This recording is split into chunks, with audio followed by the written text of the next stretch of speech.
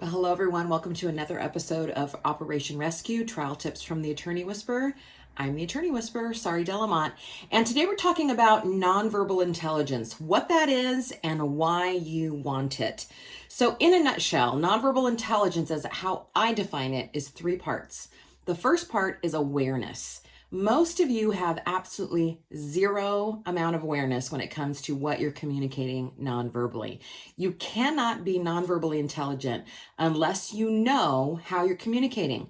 Now, in the first 5 years of my career as a keynote speaker, I absolutely recorded everything that I did, training, keynoting, anything, so that I could get a really clear nonverbal snapshot of how I was coming across, because I can't fix what I don't know.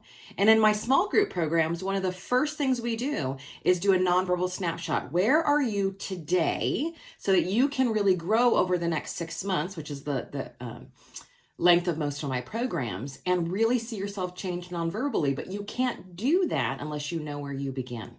So the first place is awareness. Once you're aware of what you're communicating nonverbally, then the second piece comes into play, which is adaptability, meaning you have the nonverbal skills and techniques to use depending on what the situation calls for.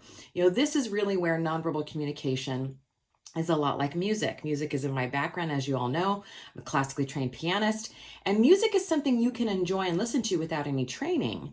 But if you want to compose or perform music, you have to absolutely be trained in it. And the same is true in nonverbal communication. We all use it, as I said in last week's video, but to be purposeful about it, you need training, which is what my company does, of course.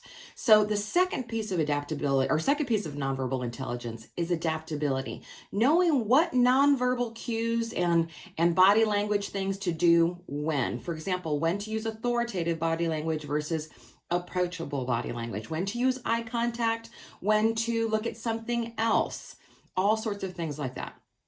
The third piece is authenticity. I really don't believe that you can be nonverbally intelligent if you aren't being authentic. Now, authenticity doesn't mean that you never do anything that's uncomfortable. What it means is that you're not using nonverbal communication in a way to manipulate, and that you are finding what is comfortable for you. Everyone who comes through my seminars realizes real quickly that there's no one way to communicate.